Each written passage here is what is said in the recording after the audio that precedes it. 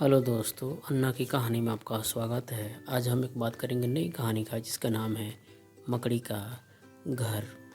तो कहानी कुछ इस प्रकार चलती है कि शहर के एक बड़े संग्रहालय की बेसमेंट में कई पेंटिंग्स रखी हुई थी। ये वे पेंटिंग्स थी जिन्हें प्रदर्शनी कक्ष में स्थान नहीं मिला था। लंबे समय से बेसमेंट में पड़ी पेंटिंग्स पर मकड़ियों ने जाला बना रखा था। बेसमेंट के कोने में पड़ी एक पेंटिंग पर एक मकड़ी ने बड़ी ही मेहनत से बड़ा सा जाला बुना हुआ था। वह उसका घर था और वह उसके लिए दुनिया की सबसे प्यारी चीज़ थी। वह उसका विशेष रूप से ख्याल रखा करती थी। एक दिन संग्रहालय की साफ सफाई और रखरखाव कार्य प्रारंभ हुआ। इस प्रक्रिया में बेसमेंट में रखी कुछ चुनिंदा पेंटिंग्स को म्यूजियम के प्रदर्शनी कक्ष में रखा जाने लगा। यह देख संग्रहालय के बेसमेंट में रहने वाली कई मकड़ियाँ अपना जाला छोड़ अन्यत्र चली गई, लेकिन कोने की पेंटिंग की मकड़ी ने अपना जाला नहीं छोड़ा।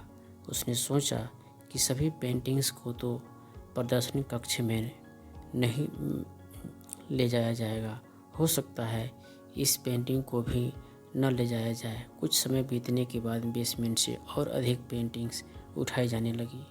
तब भी मकड़ी ने सोचा कि मेरे रहने की सबसे अच्छी जगह है, इससे बेहतर जगह मुझे कहाँ मिल पाएगी।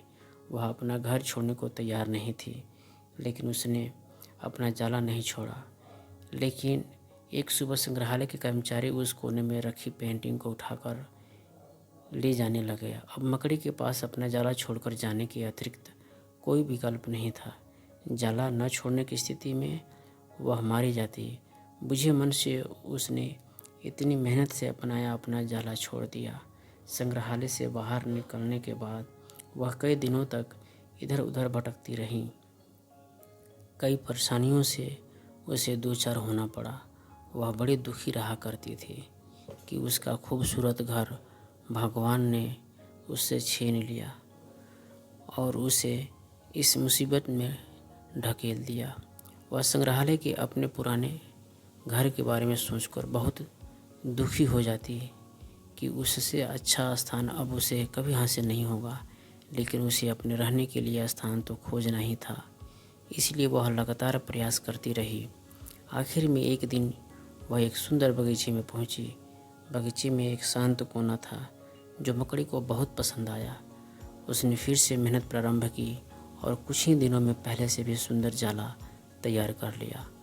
यह उसका अब तक का सबसे खूबसूरत घर था। अब वह खुश थी कि जो हुआ अच्छा ही हुआ, अन्यथा वह इतने सुंदर स्थान पर इतने सुंदर घर में कभी नहीं रह पाती। वह खुशी खुशी वहाँ रहने लगी। सीख दोस्तों, इस कहानी से यह सीख मिलती है कि कभी कभी जीवन में ऐसा कठिन समय आता है जब हमारा बना बनाया सब कुछ बिखर जाता है। ये हमारा व्यवसाय, नौकरी, घर, परिवार या रिश्ता कुछ भी हो सकता है। ऐसी परिस्थिति में हम अपनी किस्मत को कोसने लगते हैं या भगवान से शिकायत करने लग जाते हैं।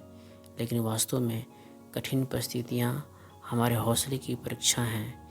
यदि हम अपना हौसला मजबूत रखते हैं और कठिनाइयों से जूझते हुए जीवन में आगे बढ़ जाते हैं तो परिस्थितियाँ बदलने में समय नहीं लगता। हमारा हौसला, हमारा जुझारूपन, हमारी मेहनत हमें बेहतरी की ओर ले जाती है। यकीन मानिए दोस्तों, हौसला है तो बार बार बिखरने के बाद भी आसमान की बुलंदियों को छुआ जा सकता है। दोस्तों, यदि यह कहानी आपको पसंद आई है तो प्लीज़ लाइक, शेयर और सब्सक्राइब ज़रूर करें। इतने समय तक आपने हमें सुना, इसके लिए बहुत बहुत आपका धन्यवाद।